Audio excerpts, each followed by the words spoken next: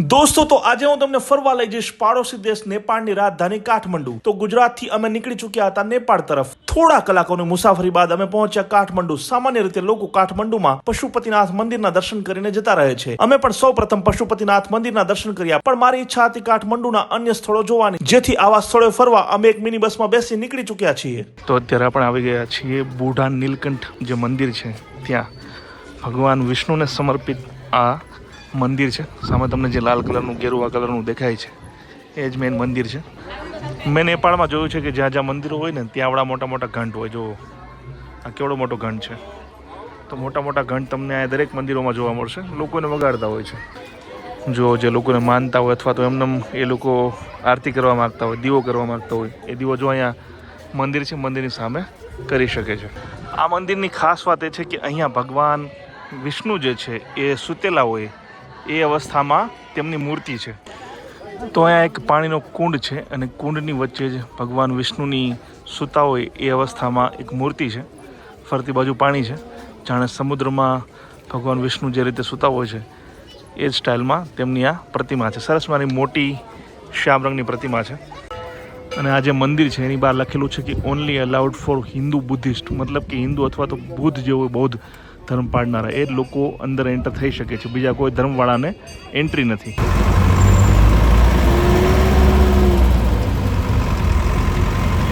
દોસ્તો હવે પછીનું આપણું જે સ્ટોપ છે તે છે ઇસ્કોન મંદિર। જો આ છે કાઠમંડુનું ઇસ્કોન મંદિર, પણ અત્યારે અમે જ્યારે આવ્યા છીએ ત્યારે બપોરના લગભગ 1:30 થી 2નો સમય છે। 4 વાગ્યા સુધી આ મંદિર બંધ હોય છે। અંદર જે મૂર્તિઓ છે ભગવાનની એ જો કંઈક આ મુજબની છે। તો જો તમે અહીંયા આવો તો 12 થી 4 વચ્ચે ના આવતા, કારણ કે ત્યારે મંદિર બંધ હોય છે। અમારી જાણમાં ન હતું, અમે આવ્યા છીએ, કોઈ વાંધો નહીં, બહારથી પણ દર્શન થઈ ગયા છે।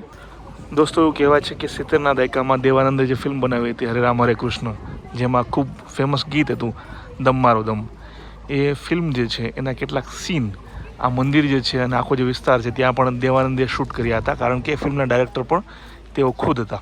અને હવે પછીનું આપણું જે પોઈન્ટ છે તે છે બુદ્ધ અમિદેવ પાર્ક। જો આ છે એ મંદિર।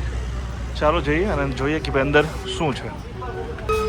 તો અહીંયા છે વિશાળ ભગવાનની 3 મૂર્તિઓ, જેવી રીતે બ્રહ્મા વિષ્ણુ અને મહેશની હોય એવી રીતે, પણ અહીંયા વચ્ચે ભગવાન બુદ્ધ છે।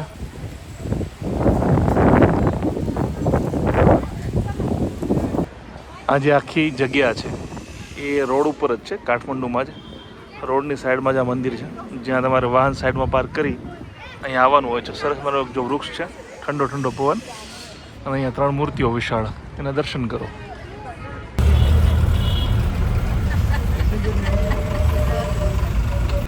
દોસ્તો હવે પછીનો આપણો પોઈન્ટ જે છે એ છે નેપાળના રાજવંશનો મહેલ। આજથી લગભગ 20 વર્ષ પહેલાં જે સામે તમને મહેલ દેખાય છે ત્યાં રાજા, રાજાના પત્ની, રાજાના પુત્ર, એના જમાઈ સહિત 7 લોકોની હત્યા કરી દેવામાં આવી હતી આ જ મહેલમાં। અને એના કારણે આખો જે રાજમહેલ છે, રાજવંશ છે તે પૂર્ણ થઈ ગયો અને હવે લોકશાહી છે, હવે ચૂંટણીઓ વગેરે થાય છે। પેલા જે રાજાઓ હતા એ જ તમામ વહીવટ કરતા હતા અહીંયા। આ મહેલ જોવા માટે તમારે ટિકિટ લેવી પડશે। ટિકિટ કાઉન્ટર સામે છે, જ્યાં 500 નેપાળી રૂપિયા, એટલે લગભગ સમજો ને તમે ભારતના 300 રૂપિયા જેટલા ટિકિટ તમારે લેવી પડશે। જ્યારે તમે કાઠમંડુ ફરવા આવશો ને ત્યારે જે ફરવાવાળી જે ગાડી હશે તમને આ ચાઇના ટાઉન શોપિંગ સેન્ટરમાં જરૂર લઈ આવશે। એવું કહેવાય છે કે અહીંયા સસ્તી વસ્તુઓ મળે છે। ચાલો જોઈએ અંદર કઈ કઈ વસ્તુઓ મળે છે।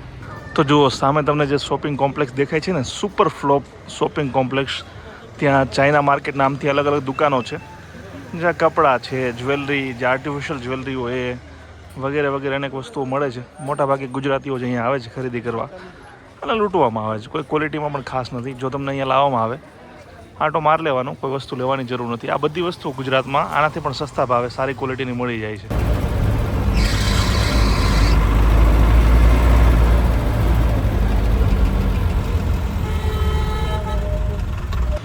હવે આપણે દર્શન કરવા જવાનું છે ગુજેશ્વરી માતાજીના।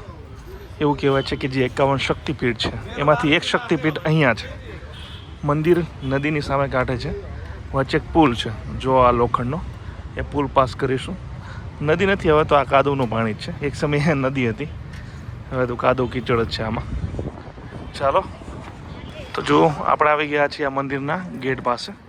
થોડા પગથિયા ચડવાના છે, ત્યારબાદ આપણે હોઈશું મેન મંદિરની સમીપે। તો અંદર તો વિડીયો શૂટિંગની મનાઈ છે, પણ જેવી રીતે માતાજીના અલગ અલગ શરીરના ભાગ જ્યાં જ્યાં પડ્યા હતા ત્યાં શક્તિપીઠની રચના થઈ. એવું કહેવાય છે કે આ ગુહ્યેશ્વરી દેવી જે છે ને, આ જગ્યાએ માતાજીની પીઠનો ભાગ જે છે પડ્યો હતો અને આ શક્તિપીઠની રચના થઈ. આખું જે મંદિર છે એ નેપાળી શૈલીમાં બનાવવામાં આવ્યું છે.